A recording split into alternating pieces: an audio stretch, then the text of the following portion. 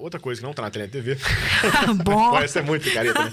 Não, essa não dá, desculpa. Não, Outra coisa que não tá na telinha da TV. Pelo contrário, é um assunto que só está na telinha da sua TV, que mas o uso de dados não tá. Tá. Bom, o Guilherme Salgado, Grupo 3778, foi entrevistado no Willer Podcast no 16. Ai, cara, o Guilherme, fiquei fã. O Guilherme, se pudesse, a gente sentava ele aqui pra conversar mais horas. A gente, na próxima entrevista, ele já prometeu um Excel pro Pedro, pra gente ver pra gente abrir junto juntos. aí, fazer uma regressão, testar uns troços. A 3778 tá usando inteligência artificial e leitura de dados pra melhorar o desempenho da saúde. E o Guilherme é médico, mas é um médico com uma trajetória de carreira muito não médica. Ele é um médico falando de marketing, finanças e tecnologia, o que é muito legal. E eles trabalham atendendo empresas, melhorando esse atendimento, que é um atendimento que a gente talvez menospreze quando fala de saúde, né? Que é essa coisa de você fazer o exame médico para entrar na empresa, que é aquela coisa meio protocolar, e depois como é que a empresa te apoia com o plano de saúde, que acaba sendo uma coisa protocolar, e eles entram com força para melhorar esse processo, otimizar as perdas, não só da empresa, mas também melhorar o uso disso para o usuário mesmo, para o cliente final. Eles vão para cima de um problemaço, né? Que a gente que... Né, na entrevista eu até trago algumas coisas que eu fui analista do setor de saúde quando eu trabalhava no mercado financeiro, na Quirón Capital. Então, acompanhava o Fleury, acompanhava o Hermes Pardini e tudo mais. E tem uma bomba relógio nesse negócio que ninguém sabe quando e como vai explodir, que é dos custos, que crescem muito mais rápido do que a inflação. Portanto, eles estão mordendo uma parte maior do nosso bolso, né? Os custos com saúde, com planos de saúde no Brasil, já há muito tempo. E se a gente vai viver 200 anos? O aumento da longevidade tem uma parcela dessa responsabilidade pelo aumento dos custos, mas não é só ela. Também tem essa coisa que ele fala lá, um terço que a gente usa em saúde é desperdício, um terço não precisa. É aquela coisa, o Brasil tem muito mais aparelho de ressonância magnética do que um monte de país com população maior, ou aparelho por habitante do que um monte de país. Mas a gente faz mau uso, com pouca logística. E tem um monte de putz, é um papo legal porque a gente quer conhecer um negócio, a gente entra um pouco mais em detalhes, assim, putz, tem aquelas bagunças de... Aí você vai lá e põe uma regulação super maluca também em plano de saúde, por conta dessa regulação maluca que amarra todo mundo. As empresas param de vender plano de saúde para as famílias e para os indivíduos, os individuais, e vão vender plano de saúde empresarial, que o cara que não tem empresa ou que não tem uma entidade de classe como a OAB, não sei o que, não consegue acessar. Então você tira do mercado um monte de gente. Enfim, é um mercado com muito problema, muito custo. Além de pandemia. Né? É difícil. Eu tenho dificuldade de entender. Vocês dois já estavam mais entendidos. Eu fiquei ali tentando entender. São tantos players para entender que conectam com o outro. Cada um morde um pedacinho, né? É um trem confuso. E o negócio que, assim, tem uma coisa que aparece muito em economia, que é o tal do incentivo, né? As pessoas reagem a incentivos. Então, se o corretor de imóveis vende apartamento porque ele ganha comissão de venda. Você ganha essa comissão para te levar para visitar apartamento, ele te leva para visitar um monte, mas não vai vender nenhum. Então você está alinhado com ele. Quando o cara vende, ele ganha e você ganha junto. Mas o mercado de saúde não está muito alinhado ainda. Não está muito claro. Tipo assim, qual é a ética disso e como se dá isso? Por que esse troço serve? Serve para ter saúde, para viver mais e melhor. Né? Ponto final. Não é por que eu compro um plano de saúde? Para isso. Para cuidar da minha família, da minha saúde e tal. Só que, de repente, tem um cara que ganha mais dinheiro. Se eu fizer mais um monte de exame que eu não preciso, ele ganha mais dinheiro. Tem outro que ganha dinheiro se eu, ao contrário, deixar de fazer exame que eu preciso, porque ele economiza mais grana. Enfim. São várias forças diferentes, né? Puxando cada um para um lado. A coisa não tá arrumada. O Guilherme tenta... A 3778 faz um trabalho ousado, porque a gente torce para que funcione, porque eles tentam dar sentido para essa coisa. Vamos botar no meio dessa conversa toda o que importa. A saúde do cara que tá no plano de saúde. A saúde do usuário.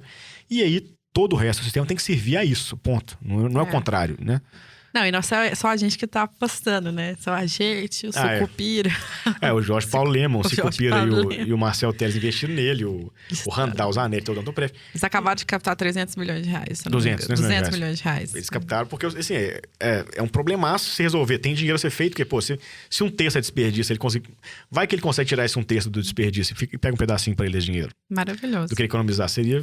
Ele ganha dinheiro e a gente ganha E tem uma coisa saúde. Muito legal pra vocês que estão ligadões em Covid, que o Guilherme conseguiu ir acompanhando, né? Ele, o Barreto, que é sócio, foi nosso chefe. Sim. Fernando Barreto, eles conseguiram ir acompanhando o universo da contaminação, o processo de de vacinação e todos esses dados das empresas que estão ligadas a eles. Acho que são mais de 700 empresas hoje que eles atendem.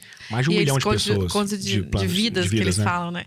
E eles conseguiram ir ajudando na administração disso ao longo da pandemia e tiveram dados bem interessantes, estudos interessantes dessa população das empresas em relação ao Covid, porque eles estavam já preparados para coletar bons dados, né? E aí acho que o que você trouxe no começo, talvez o aprendizado, né? A coisa mais chique de tudo isso, no final das contas, tem esse problema, todo mundo tem a impressão de que usar dados pode ajudar a resolver alguns desses problemas ou mitigar alguns deles.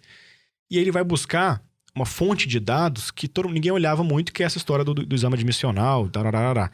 Então, talvez aí tá aí o aprendizado, né? Assim, às vezes... Não, e era um dado mais limpo, que todo mundo tinha necessariamente, né? Um dado obrigatório, não era criar uma cultura de coletar o dado, que então, é sempre mais às vezes a gente olha lá e fala, quando você olha o mercado de saúde, onde tem dado mais óbvio? O dado mais óbvio tá lá no Fleury, na Unimed, sei lá, onde eu vou ter lá os exames que eu fiz, a quantidade de exame de sangue e tal. Só que depois é difícil de acessar pra caramba. Então ele foi pra um outro caminho. Talvez essa coisa interessante de...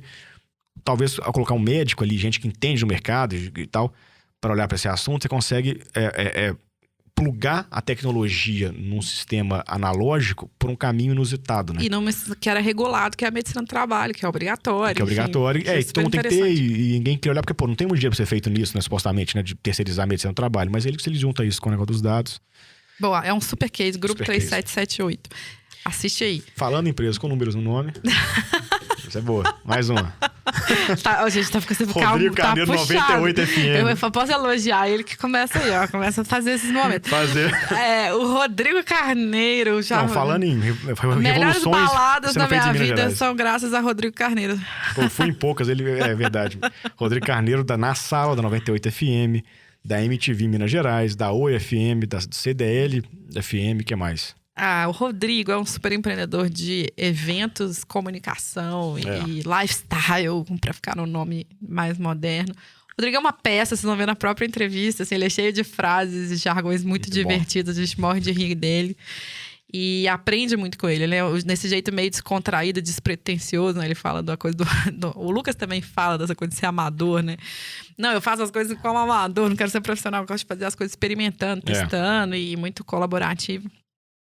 Eles trazem um humor, né? E assim, pra quem tá fora de Minas, a 98 foi meio pânico pra gente lá. Essa coisa de ser uma rádio que você ouvia o que os outros lugares não ouviam. Era engraçado, tinha esse humor ácido pra comentar futebol, pra comentar outros assuntos. E ele cresce isso, e eles são uma rádio muito forte na região, e também vira rádio que vira TV, que vira YouTube. Mas na história pregressa aí, o Rodrigo tem a maior balada de Minas, que foi a Na Sala, que era a balada de Belo Horizonte, e que fazia eventos também fora. Uhum. E também já cuidava da MTV Minas. Já fui a muitas festas de VMB aí e outras festas ligadas... Não, VMB, o povo não sabe o que é VMB, tá? Você não sabe o que é VMB? Me chamou de cringe. O jovem não sabe. Oi, jovem.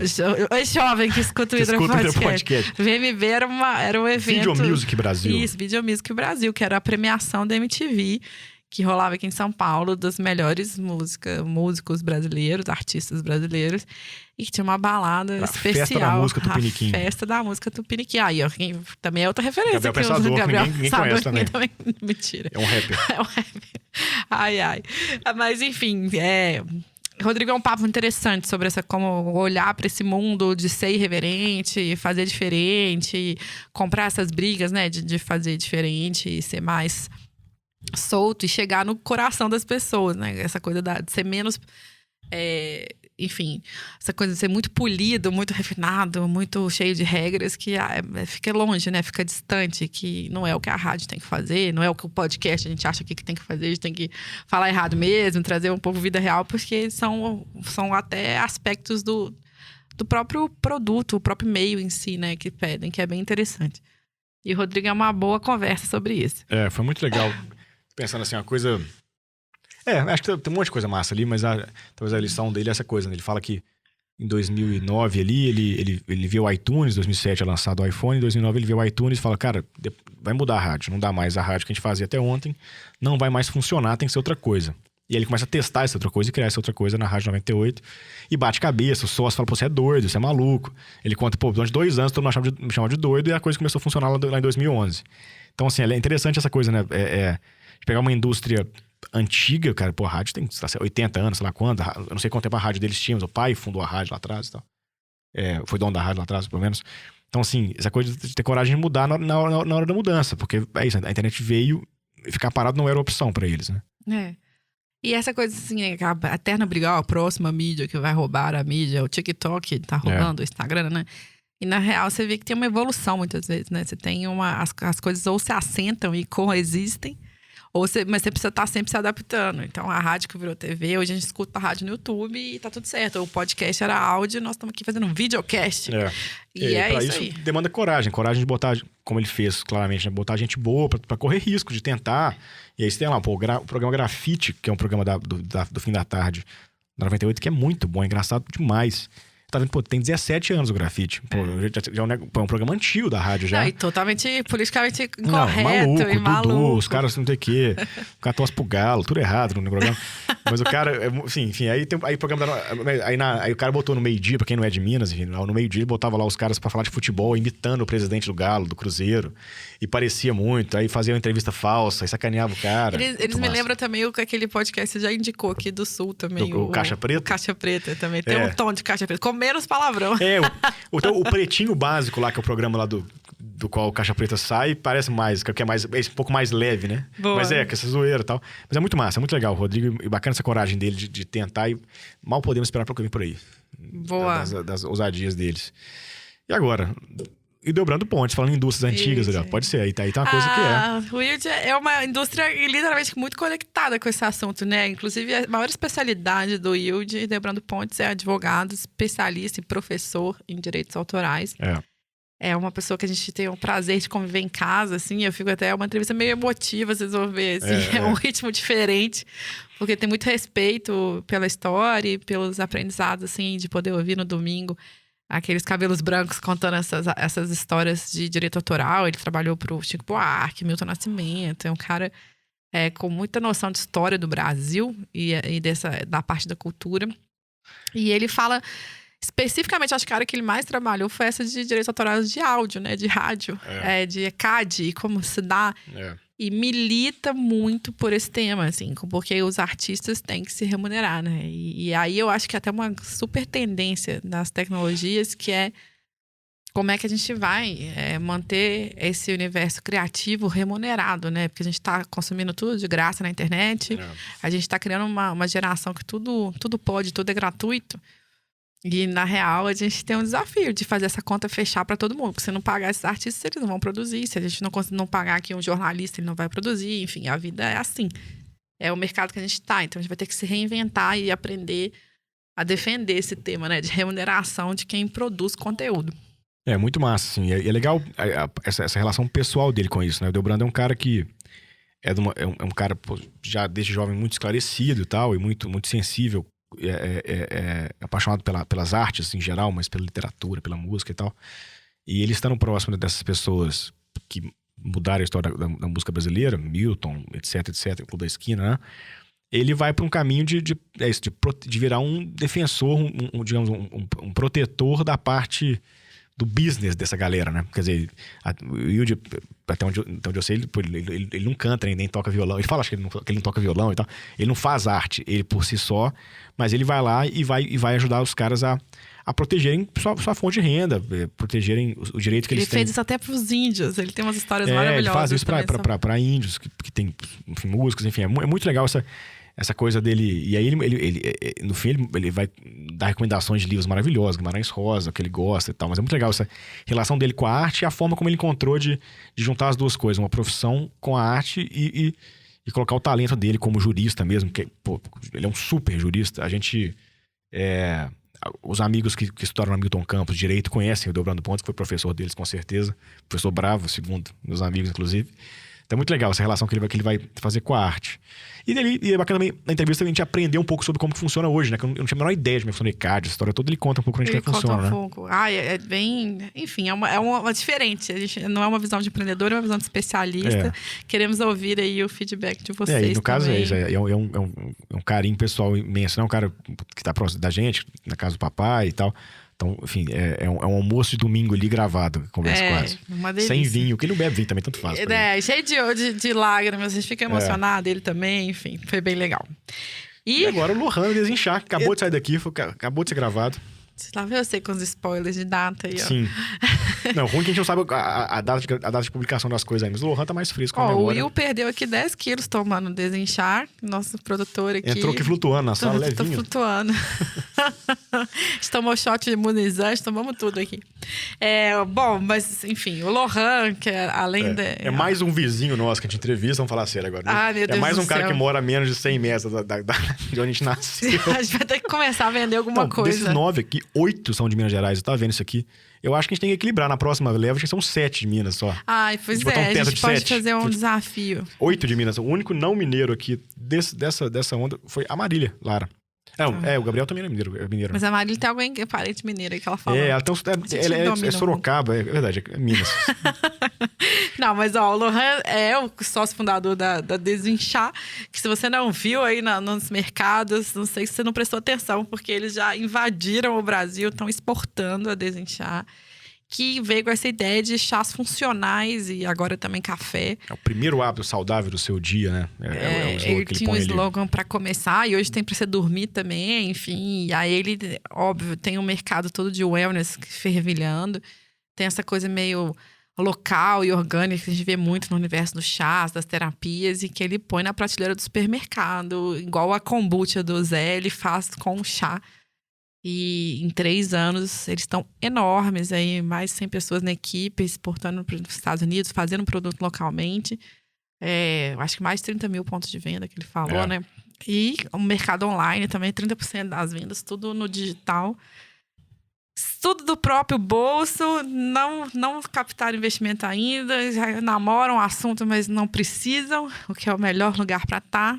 E numa tranquilidade nos seus 28 anos. Uma calma. Pode ser o chá. Pode ser o chá. O chá pode ajudar. Porque ele toma o chá Vamos ver. dele. A gente vê se o Will vai ficar calmo até o final do dia. Eu aceitei o desafio de tomar 2 meses de desinchar. Deve ser bacana mesmo. Muitos amigos fazem. Diz que é super gostoso. Você passa, você acorda mais disposto e tal. Mas é legal a gente vai ficar pobre no final do Hidra, porque nós temos que comprar todos. A gente toma coffee mais, a gente fica... Eu tomo kombucha. Eu tomando carrep também. O pessoal patrocina a gente, aliás. A gente vai buscar isso. Porque tá sai mais osso. barato. Patrocina em bens, né? Tipo assim, 2 caixas de carrep. Mas eu achei muito massa que o Lohan, enfim, ele é muito amigo do Matheus, um amigaço meu, amigaço nosso, mas eu não conhecia a história dele de perto. E claramente é um cara muito preparado também. Me lembra muito Parker, sabia? Parker é o gringo da Kobe que a gente fala. Ele tem uma tranquilidade, igual a do Parker. Não, mas a coisa de ler muito também, de saber, de estudar muito. Eu falei assim, cara, a gente não queria usar capital externo, então a gente foi lá e aprendeu muito sobre site, montei um site, aprendeu muito sobre venda, sobre marketing, não sei o quê, e eu gosto muito de ler, tô lendo sempre uma coisa nova. Ele é um cara que tem uma... Ele parece ter um DNA de empreendedor mesmo, de gostar de aprender sobre negócios e aplicar no negócio dele. Ele já tinha um negócio, ele com 20 e poucos anos na faculdade, já tinha um negócio que ele larga. Ele tinha uma escola de educação digital, de conteúdo digital. Pra abrir o chá. Pra Desinchar com 23 vezes, ele fala 24, né? 24. Cara, é muito massa essa conversa. E a clareza que ele tem do mercado que ele tá, de como que distribui, dos novos desafios. 10 milhões de views no Pinterest. Se você que é cringe, não sabe o que é Pinterest... 10 milhões de pessoas ali acompanhando o conteúdo deles no Pinterest. Ele põe receitas ali, né? Pra ficar se conectar ao tema de wellness. Tem vários pequenos insights, assim, dele, assim, de ferramentas que ele usa, de como ele trabalha algumas coisas de marketing, que são muito fortes em marketing, assim, que é interessante. E um menino jovem, tranquilo, assim, seguro, caminhando pra frente, assim. Foi bem encantador o papo com ele também. Um papo extraordinário. Já vai ter saído quando a gente lançar aqui. E agora